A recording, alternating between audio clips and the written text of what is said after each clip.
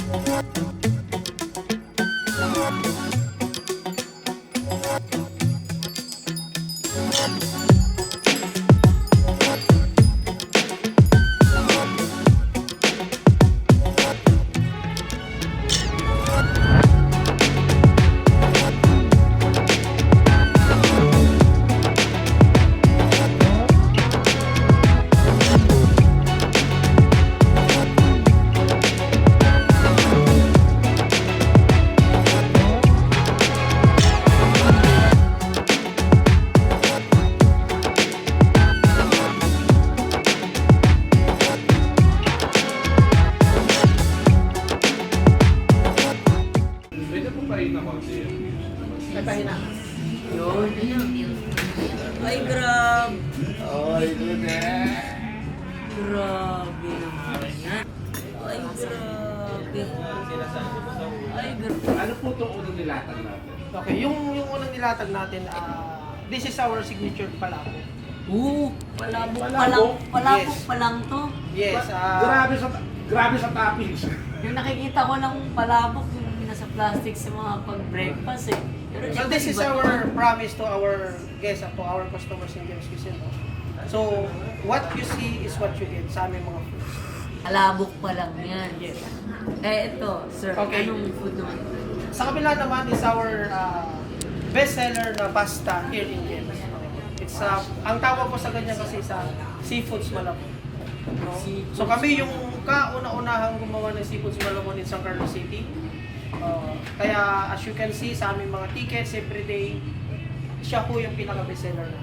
Bakit malabon? Dahil kasi yung pancit malabon Yes. with a different touch. Yeah, and then ginawa ko siya a mixture of ingredients na dito lang kay James ninyo makukuha.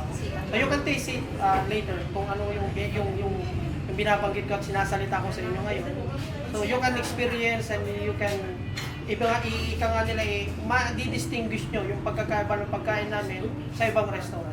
Dol, Malabon daw, Dol. Ito, usapang Malabon, sir. Taga Malabon. Eh. Sana naman may ibang makapasa, no? Actually, the concept of the Malabon naman is, natikman ko talaga yan in Manila. So, dinala ko siya rito, nilagyan ko lang ng twist ng konti.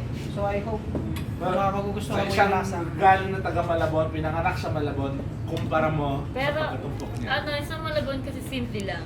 Hipon, may puset, Okay. itlog. As Oo. Tapos flat. yung gulay lang. Ito, kakaiba. Actually, we have the techniques in pasta.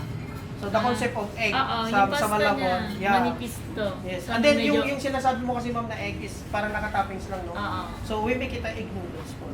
Oh! Ay, di ba na ano to? Or, So, this is our signature pancit gisado. From the beginning and from the start of James Cuisine kasi ito yung unang-una naming nilabas na pagkain. Actually, ginawa ko siya 4 times ako nagkamali. as a chef, is a 4 times ako nagkamali is because Okay lang ang chef, lahat naman tayo nagkakakamali.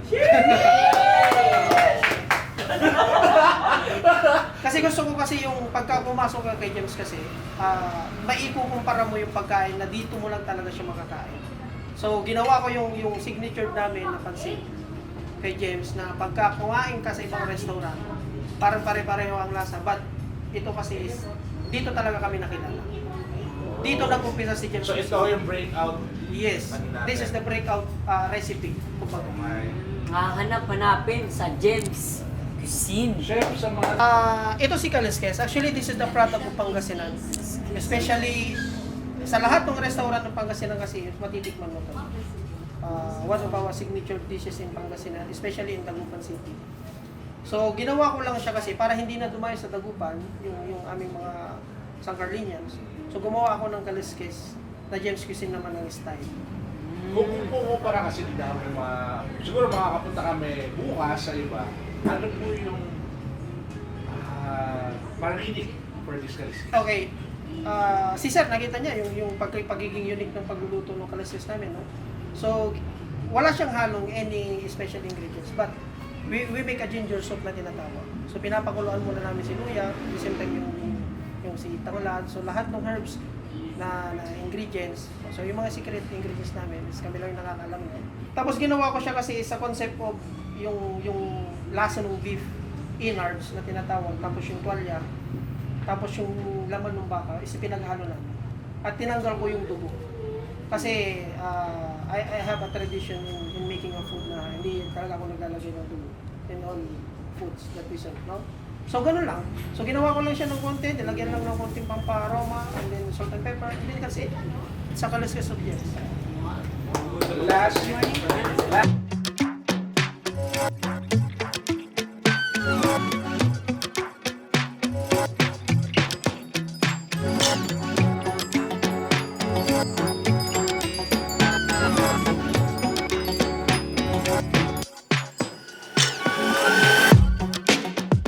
Maraming salamat po, Chef Ryan. So, follow us. Anong Facebook po? Facebook, sir? James Cuisine by Chef Ryan sa Carlos City, Pangasinan. So you can follow and then pwede ho kayo mag-order doon. We have different admins na pwede ho kayo i-entertain or i-accommodate. Alright. Maraming salamat po sa tiwala. Maraming salamat po. Pag nagdawi kami sa Pangasinan, babalik kami dito. Always welcome. Always welcome. Thank you.